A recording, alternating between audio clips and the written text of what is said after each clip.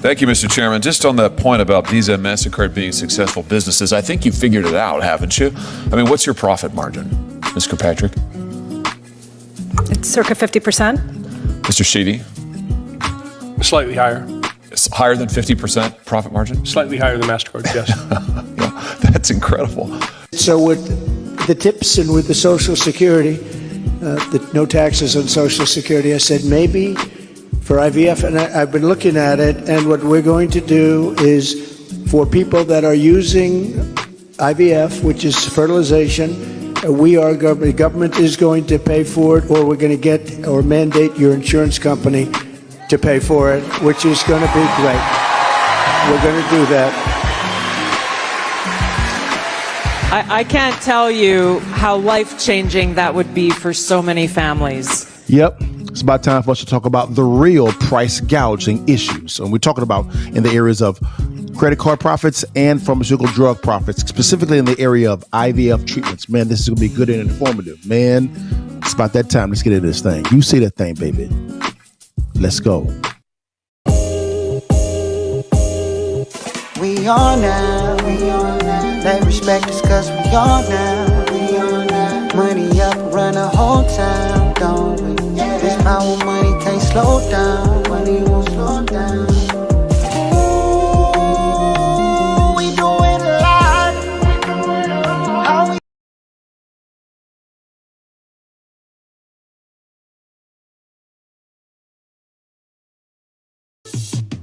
Why they party? I'm in here grinding. Money I'm stacking. Why they rock diamonds? I can't relate to them, ain't my shit coming. I set a goal for me, 2 or 3 commas. 7 figures, 8 figures to 9 figures. On a slow pace to get rich quick. Same time we just think different. Cause when you make it, it hit different.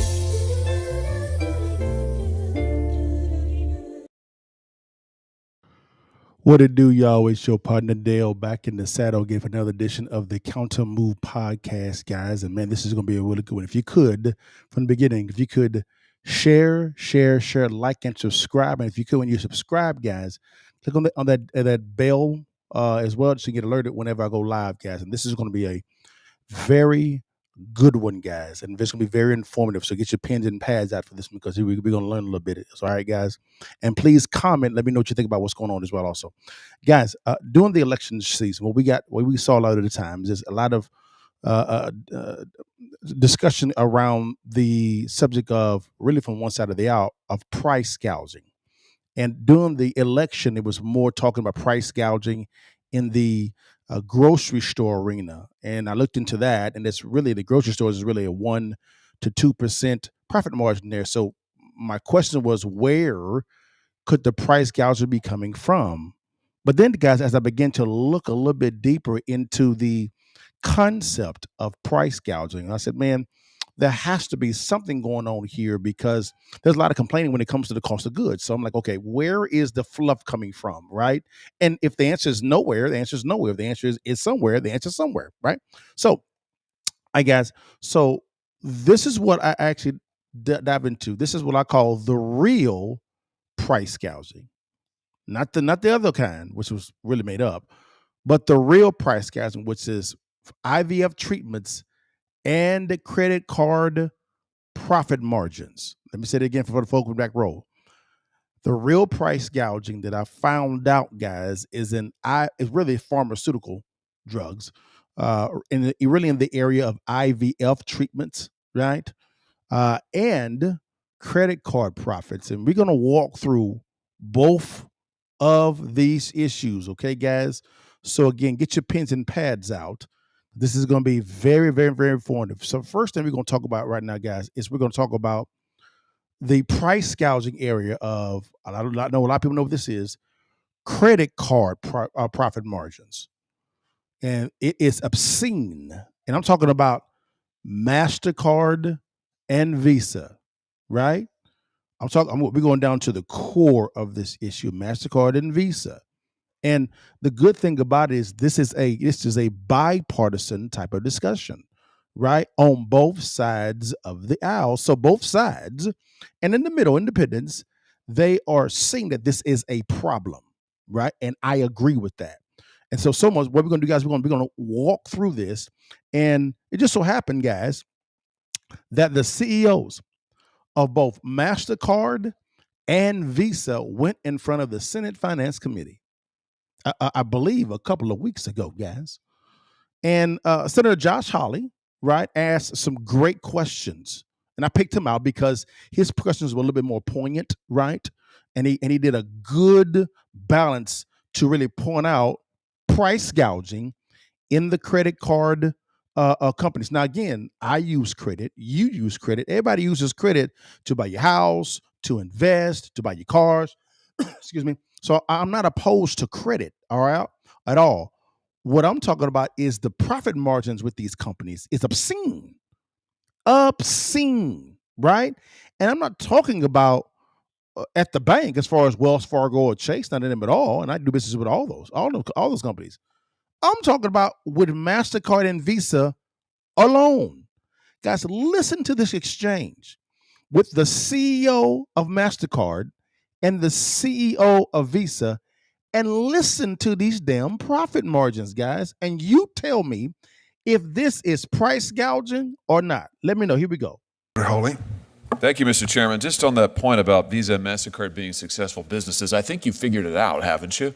I mean, what's your profit margin? Listen to this. Mr. Kirkpatrick. It's circa 50%. 50. Mr. Sheedy. Slightly higher. It's higher. So hold on. So from the get-go, I love the question by Senator Hawley, is what are your profit margins? So you have the CEO of I believe of MasterCard said 50%. And the other CEO said, of Visa said, north of 50%. From the get-go, that's a great, as a businessman, that's a phenomenal profit margin. I love profit margins. But guys, watch, now you may think they're talking about profit margin when it comes to you getting a credit card from Wells Fargo or Chase, and then you go out and buy something. No. That's not what they're talking about. Let's go a little deeper. Let's see where in the transaction are they talking about? All right, this is very important. Here we go. Higher than 50% profit margin? Slightly higher than MasterCard, yes. Yeah. Slightly higher That's than incredible. Incredible. 50% profit margin. What? I mean, that's absolutely unbelievable. What's the answer to the Walmart question, by the way, that Senator Welch posed to you? Okay. What's Walmart's interchange fee that you negotiate with them? So right there, hold on right there. You see how Josh Hawley did not go to a Wells Fargo, Bank of America, or any type of banking institution. He went to who? The distributors, the actual places of commerce when it comes to buying of goods and services. He went to Walmart, one of the biggest distributors on the planet, right? And he's talking about the interchange fee, right? So what's the interchange fee? I'm glad you asked. An interchange fee is whenever you go to a Walmart to go buy something. Walmart does have their profit margin there because they buy it at one price, right, and they sell it to another price. The difference, the delta there, is a profit margin, right? But before you get into the commerce of exchange, there was business done between Walmart and Visa and MasterCard. They're called interchange fees. You may see them on if you're using a PayPal or Stripe, which are great companies, Stripe or any type of a payment processing company, interchange fee. Normally you may say depending on you use 1.75%, 2.79%, 2.75%. That's called an interchange fee. Now, you may not see that on your bill with Walmart, but Walmart just moves that interchange fee right over to their profit. So that adds to their profit margin that Walmart does. So when you go in and buy your goods and services, you're not only paying the delta of what Walmart actually is charging you versus what they bought the good for, right? Let's say it's an Apple. There's also an interchange fee in there also that's added to their profit margin. Josh Hawley's talking about that. 50%. Let's keep it going. Here we go. I don't have it with me today. You don't have any idea whatsoever? Is it higher or lower than 2.5%?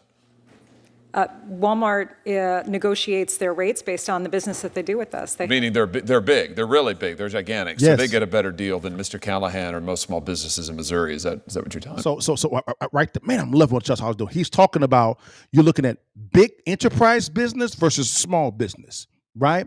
So because, and this makes sense from a business standpoint, Walmart does at a higher business in revenue and volume, they get a better than a small business owner. They get a better deal with MasterCard and Visa.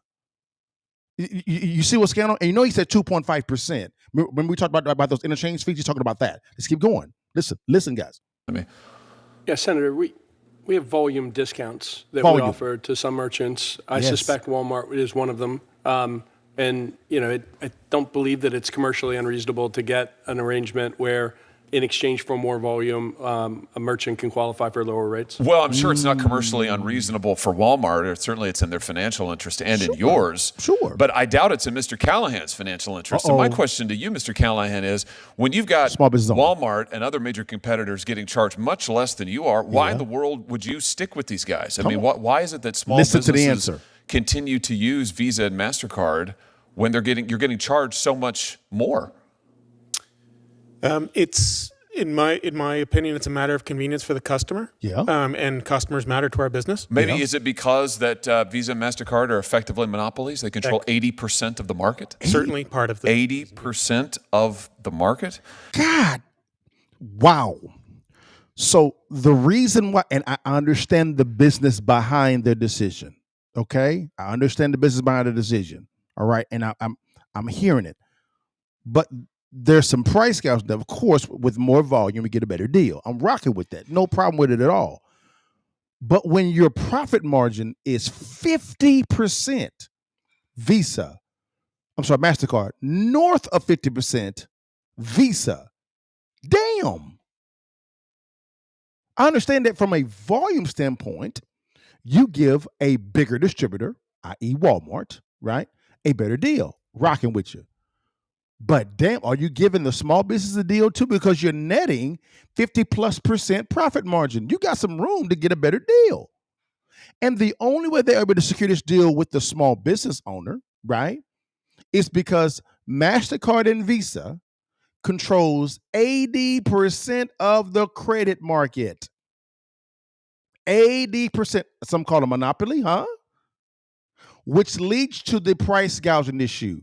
When you control the majority of the damn market, right? You have a monopoly, right? So that you can control everything that goes with that market. So therefore, you can give a better deal to Walmart than you give to a small business owner, while at the exact same time maintaining your 50+% price margin. What? Again, I understand the business behind it. I do. But damn, you control 80% of the damn market. How much profit is enough? Let's keep going, guys. It goes deep. We're not done, baby. This is the real price gouging. All right, here we go. I'm just having a hard time understanding, Mr. Sheedy and Ms. Kirkpatrick. You have a business model. You're making over 50% profit margin. Jeez. You are able to give the shaft to small businesses. Estimated cost to Missouri businesses from these fees is $1.5 billion. That's with a B, $1 billion a year. Why aren't all of these businesses running away from this model? Because they don't have a choice, because you control so much of the market. Exactly. This is classic monopolistic behavior. And yet your testimony here today is you don't want any competition. You have 80% of the market, but you don't want any more competition. I'm having a hard time finding that position defensible, let alone sympathetic. So what Josh Hawley's saying, and rightfully so, he's saying that, you control 80% of the damn market, right? You're charging these obscene profit, you're making these obscene profit margins, even a better deal to the big boy, Walmart, which is fine, than the small guy, the small business owner. And you can do that because you control 80% of the damn market. God damn. And they want no competition. Again, I understand what they're talking about when it comes to when it comes to what their business. I'm rocking with that. What I'm saying is this here is I'm saying, damn, You don't want no more competition? Like no more. So if what they're saying, which is MasterCard and Visa, if they get to determine who comes into the market, why didn't TXU when it comes to the energy sector? TSU do that. Reliant Energy. The energy market had to be deregulated because of what? There was a lack of competition. Why is that not the case when it comes to the credit card companies? So that the small business owner can actually have a better option than have to go with the 80% giant in the industry, i.e. MasterCard and Visa, right? So that it can even the playing field. You can still give a great deal to the big boy, Visa, MasterCard, but because it's deregulated, you can actually, the small business owner can compete. You heard what the small business owner said. He said, because it's more convenient for the consumer, we use MasterCard and Visa because they own 80%, they control 80% of the marketplace. What? This is real price gouging. This is 50+% profit margin, guys. Am I tripping? I mean, again, I'm a business guy. I understand. I'm rocking with you. We own one. Make your bag. But damn, y'all like some vultures up in this thing. Wow. So, again, this is great that MasterCard and Visa are in front of the Senate Finance Committee, and they better be in front of the House Committee as well, Finance Committee as well, and all subcommittees as well also. What you going to do about it? This is great for a show. What the hell are you going to do about it? What you going to do about it? Are you going to force them to deregulate? What you going to do? You did that the states did that for the energy sector, right? I know because my mentor made a ton of money off of the deregulation of energy. Like 80% of the market? God dang. Am I tripping? Let me know, guys. Let me know if I'm tripping, but this don't make no damn sense to me at all. 80% of the market is controlled by Visa, MasterCard, and your profit margin is 50+%? Jeez, man. That is crazy. Wow. Walk me through everything, but let's start from the beginning. How'd you get into this space? Well, when I was 17 years old, my Uncle Gary, who still lives to this day, introduced me to a concept called passive income. Okay. And I said, oh, Uncle, what's that? Yeah. He said, something that you do one time, but you get paid over and over again. I'm like, why am I trying to go to college? I want to know how to do that. Gotcha. And so while I was in college, I began to look at business models that generated passive or residual income. One of them was real estate, because everybody and their mama actually had it, from Robert Kraft, Jerry Jones, all the billionaires actually had real estate in their portfolio. So I began buying real estate while I was in college. The first deal that I did, I made $3,500. And in college, that's big time. In college, you broke. For sure. In college. For sure. Then I went from $3,500 to $10,000 to $26,000, and now $35 million worth of real estate. For me, business is always about solving someone's problem. Whenever you're buying a real estate transaction, the one thing I look at is, what's the pain point? Why you want to sell for? And typically, I like buying properties below wholesale. I never buy properties at retail. That didn't make sense to me at all, because I'm planning for the worst case scenario. Each and every deal that I actually acquire, I actually take home cash when I actually acquire it. Wow. Every single time.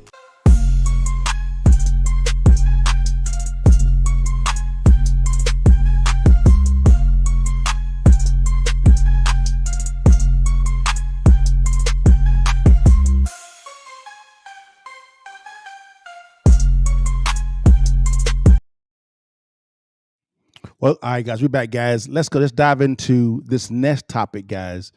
And this one, it was another. Again, we're talking about the real price gouging.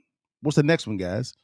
Well, really pharmaceutical drugs, but really we're going to really centralize on IVF treatments, right? This is for individuals that want to families want to actually have kids, babies, because they're going to have it naturally.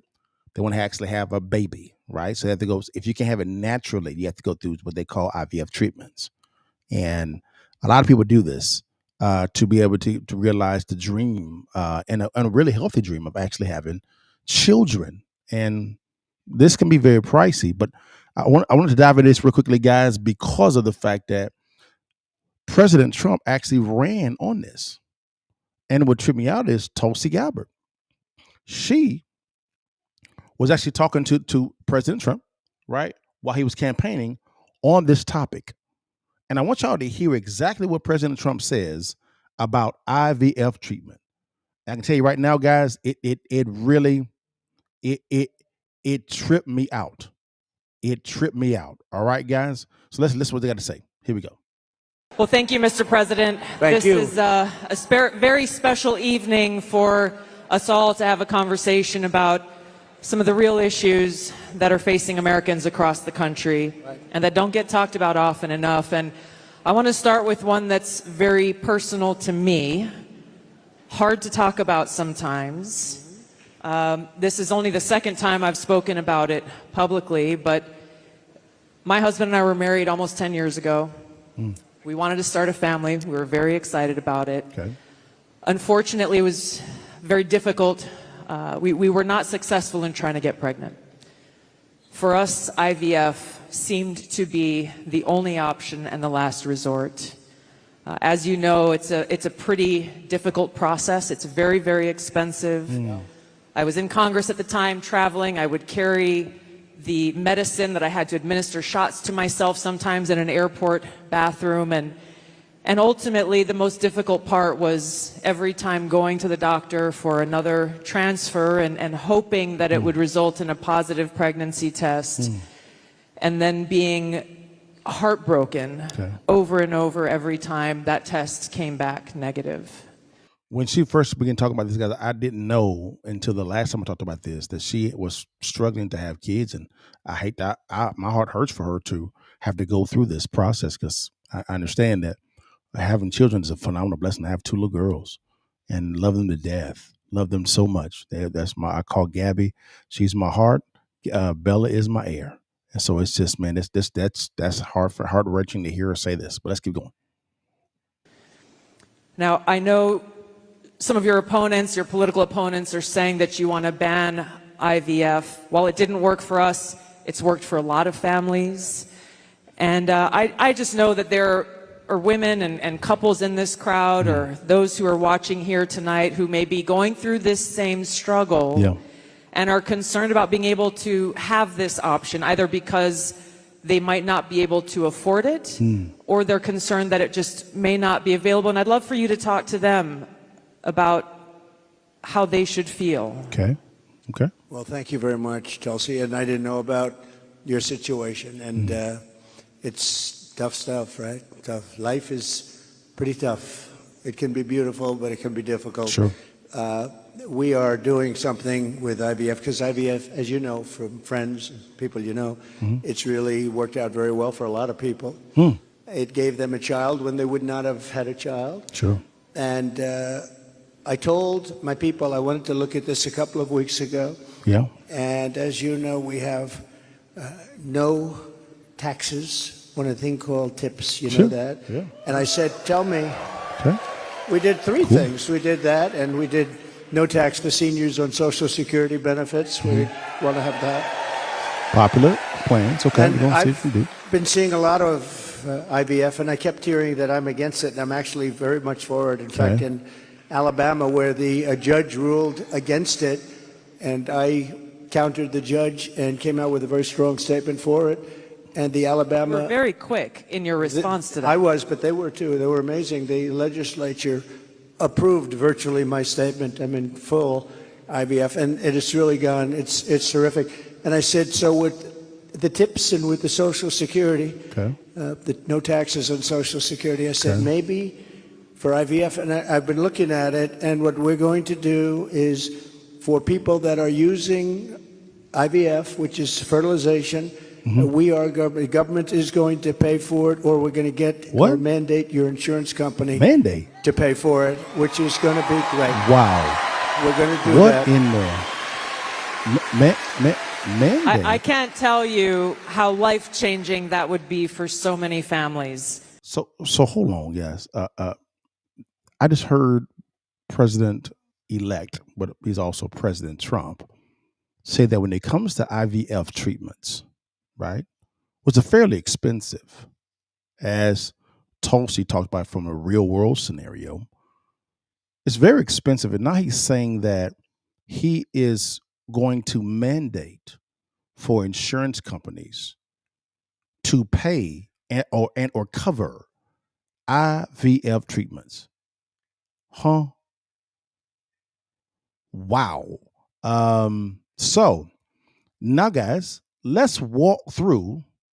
That's shocking to me, but let's walk through this profit margins for IVF treatments. Let's walk through it, guys. All right, here we go. Now, IVF treatments, right? Here's the cost breakdown of what that is. All right, boom. What is IVF? It's in vitro fertilization is a medical procedure used to assist with conception when natural methods are not successful. IVF is a type of assisted reproductive technology or art that involves fertilizing an egg with sperm outside of the body in a laboratory. Okay, that's what IVF is for those that don't know, right? Number two, here we go. Now, here's we're going to talk about the cost breakdown of this thing, because if we don't talk about that, there is a price gouge when it comes to IVF treatment. We got to know how much it's going to cost. So we're going to walk through all of that, and there's several stages, guys.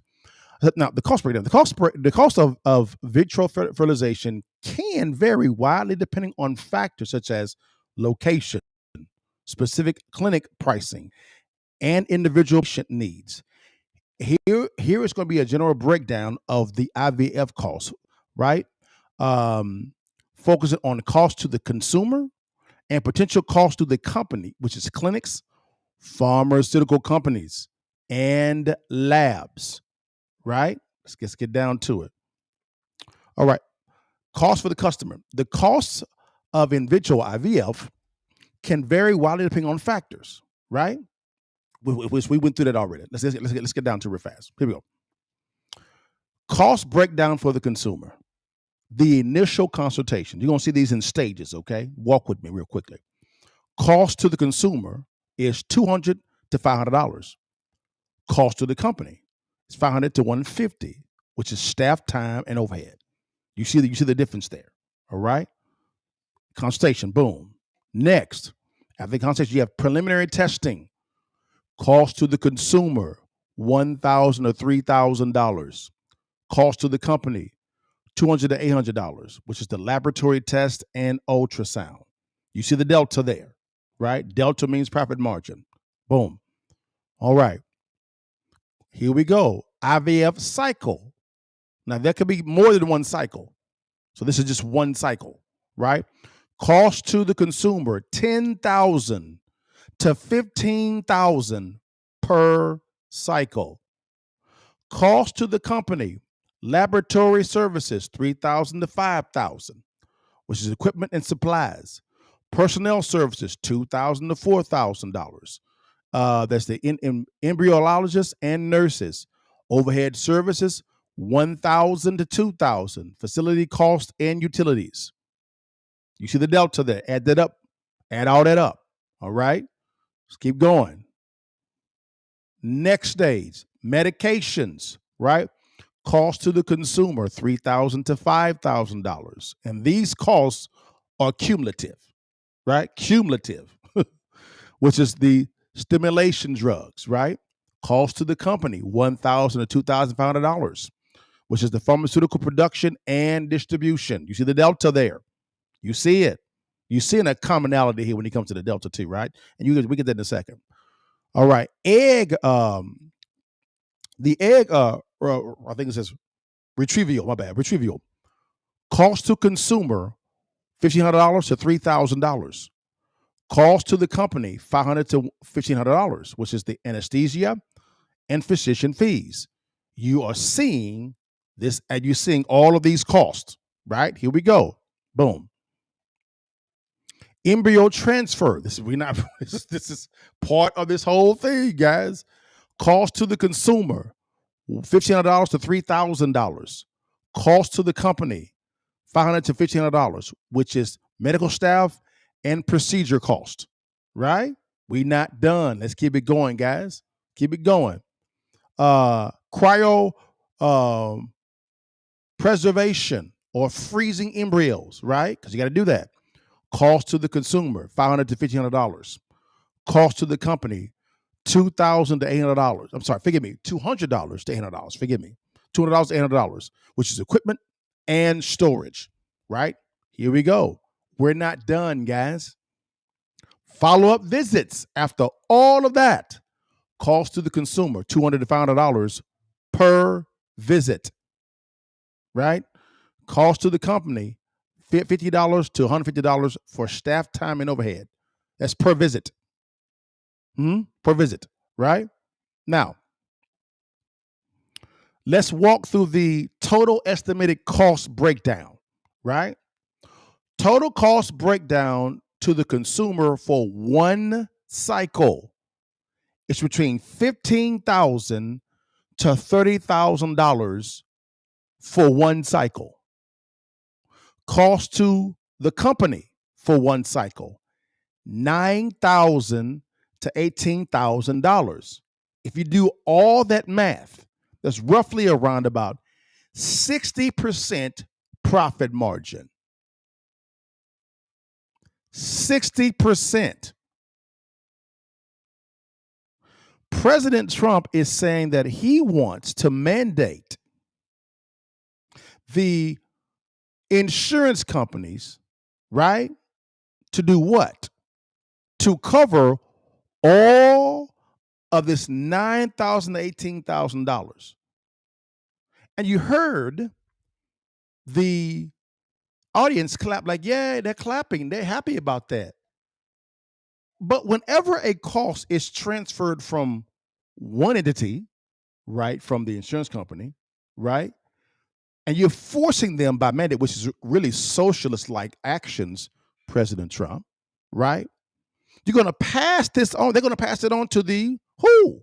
To the consumer. Now, consumers already, when it comes to these costs, they already have, some of them even get out second mortgages or HELOCs on their homes to pay for this.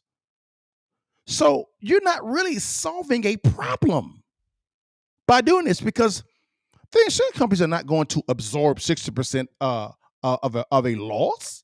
They're going to what? Pass that on to whom? The consumers. It's not that hard. So why the hell were they clapping for? Why were y'all clapping for?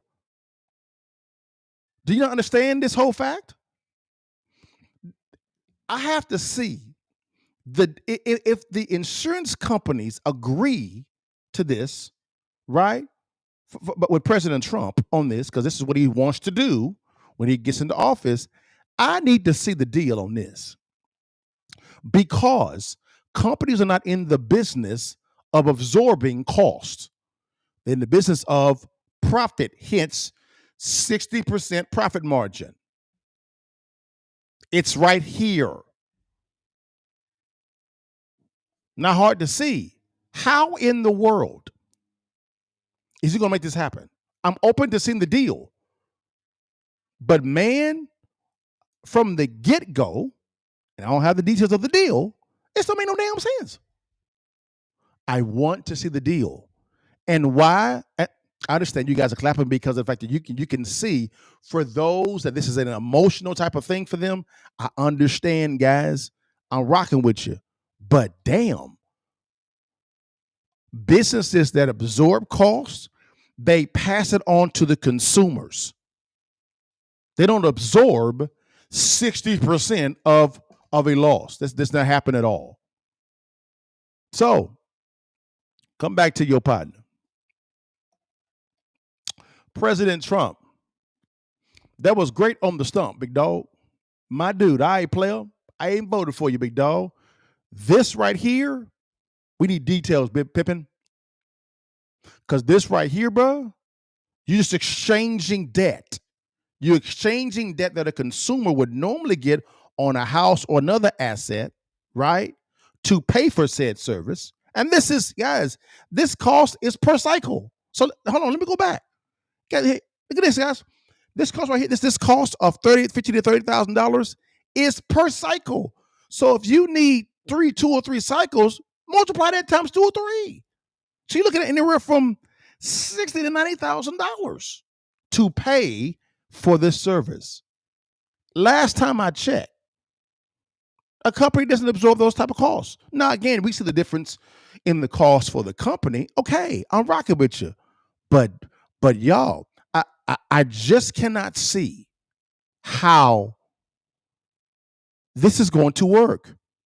You're trading debt for it to be passed on via the insurance. So the insurance premium is going to go up, not down. So where do you save? Now you may say, well, Dale, he can give some type of incentive in a credit to the pharmaceutical companies, which means printing more money. How that makes sense? So now you've mandated, and hypothetically, because what you said on the campaign trail, President Trump, for the insurance companies to cover this, and the incentive for them to do it is you're going to basically give them some type of credit, which means you're going to print money, right, to offset the cost for them. So where does the consumer win? I don't see it. Because you went from borrowing from the house and other assets to paying a higher insurance premium to paying for it via inflation. It doesn't make any fiscal sense if the goal is to truly assist from a fiscal standpoint the consumer.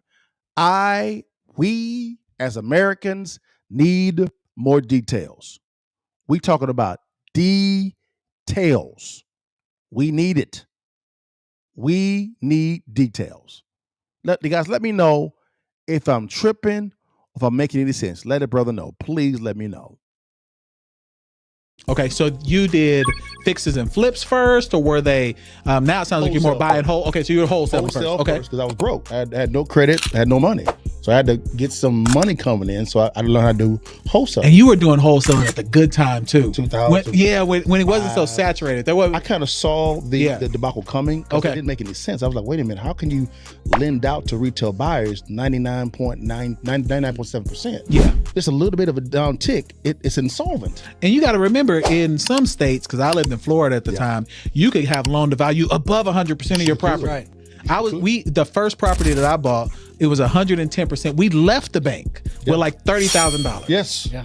Yes. It was amazing to me. I was like, why am I not doing this all the time? But then clearly 08, 09 let me know why people shouldn't have been doing that all the time. 08, 09, that's why I made that lion's share of my money. Wow. Okay. Actually running from the cows, I was running to it. Of course. Because I saw it was coming. Okay. A lot of my business colleagues back then were buying flippers. Yeah. I didn't think it was wise for me to share 50% of my profit with Uncle Sam. He didn't do no work. Okay. So why would I give him free money? Of course. Okay, how can I make sure I'm still legal, but keep the lion's share of the cash flow? Of course. So I began studying the tax code with my accountants and CPAs, and I said, okay, I'm going to buy a whole lot of properties. Now watch this. I actually buy a lot of properties, and I take home money when I actually acquire it. Every single time. Okay, you need to break that down just a little bit.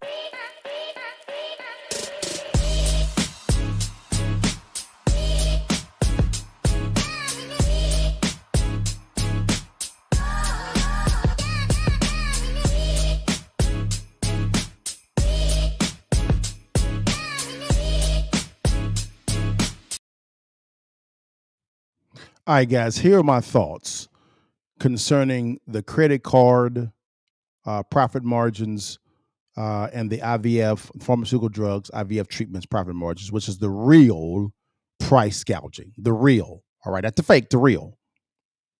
Credit card companies, 50+% of profit margin, okay? You own MasterCard and Visa, 80% of the market, and you don't want any additional competition.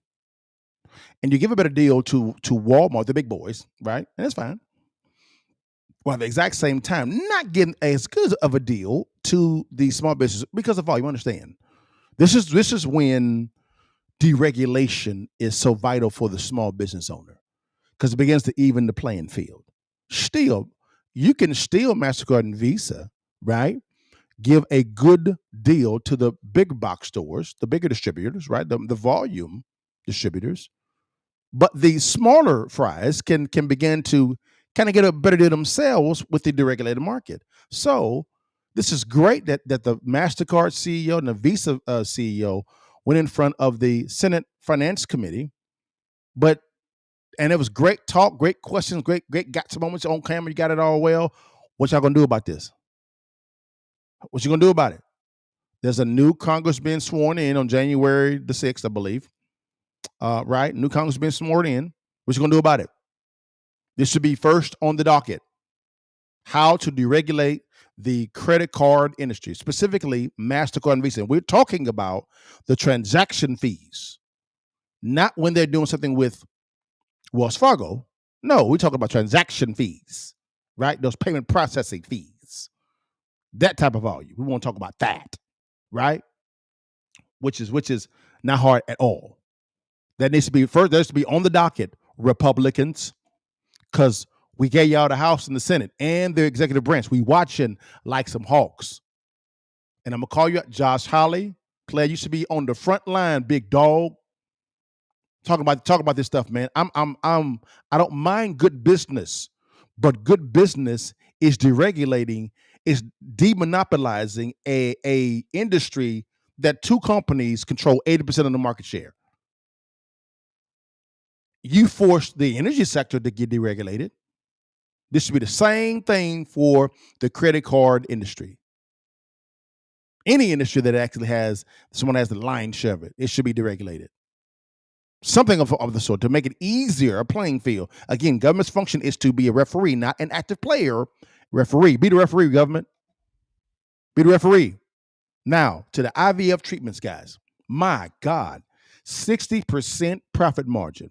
And then President Trump comes out and says that he's going to mandate, right, for the insurance company on the campaign trail, insurance companies to cover all of the IVF treatment costs. We went through the costs in our previous section, right, of the video, right, of our podcast. 60% profit margin. So how does it make sense for the cost of 60% of profit margin is engulfed by the insurance companies, right? They're not going to pass it. They're not going to eat the cost. They're going to pass it on to the consumer, right?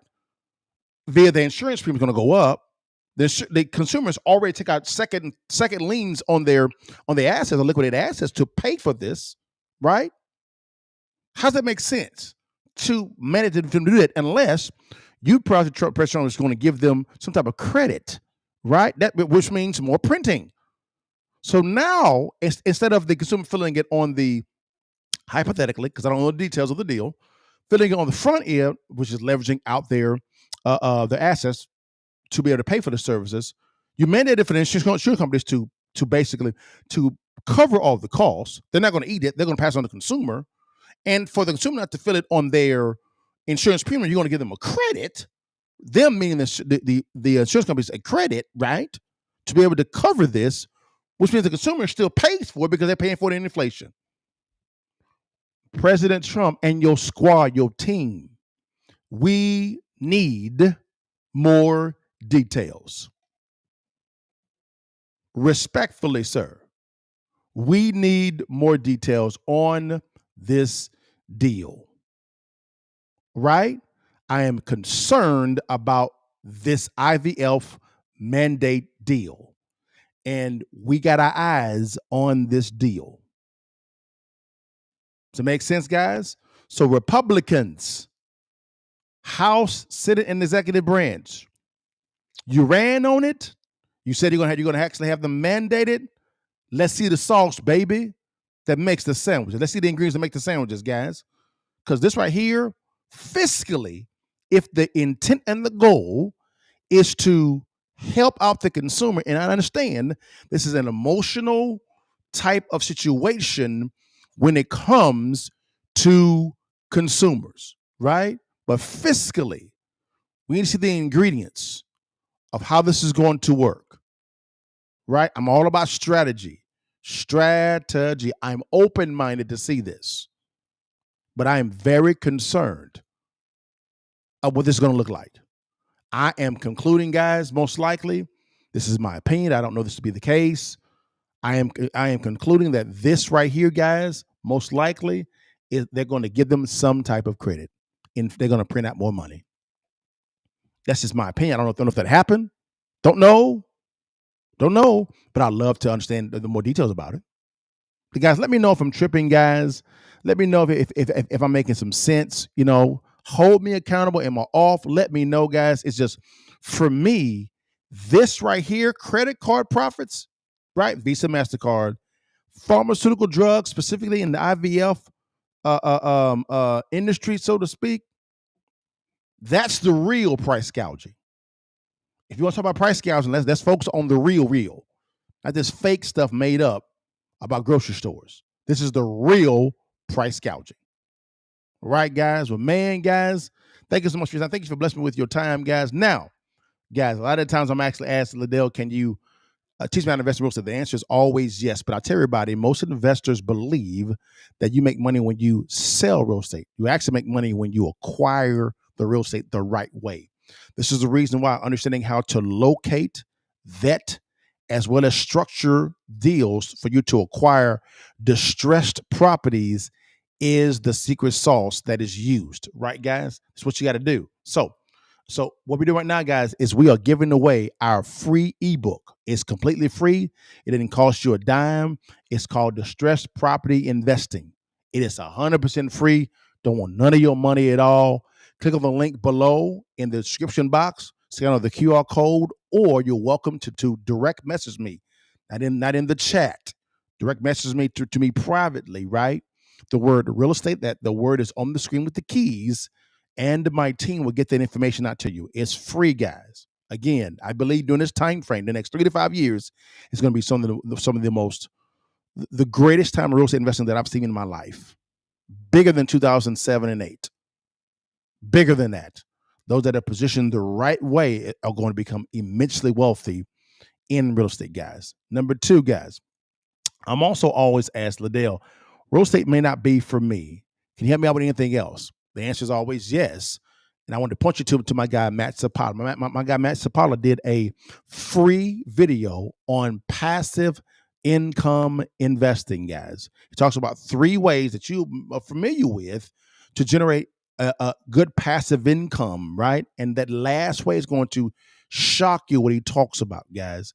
It's simple. You can either click on the link below in the description section, or you're welcome to scan on this QR code right here, guys. It's free, right?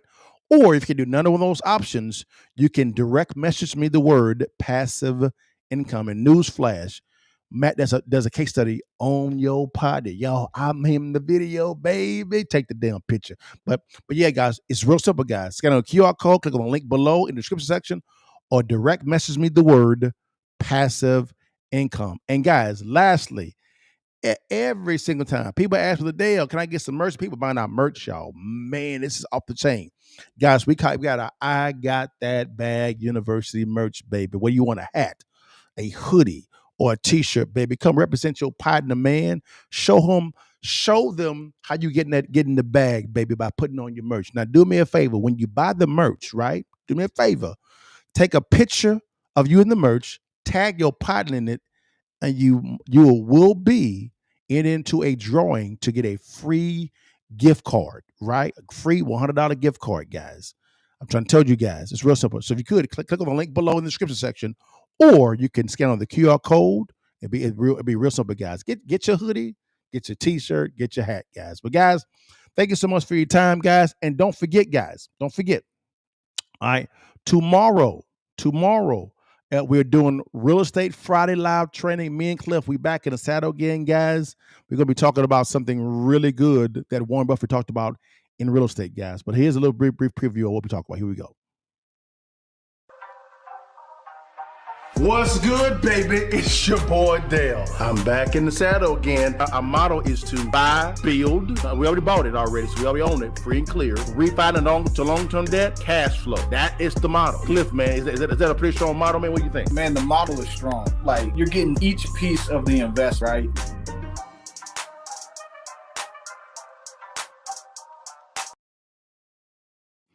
All right, guys, tomorrow at 5 p.m. on all platforms, right? All platforms.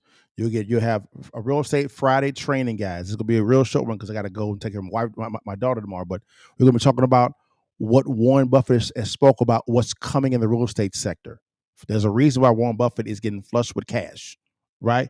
Tomorrow, Cliff and I are going to talk all about that on Real Estate Friday training, guys. It's free on all platforms. But guys, thank you so much for your time. God bless you. You know, I end it every single time, baby, before you leave and while you can, baby. You see that thing, baby, as I flex on you as I go.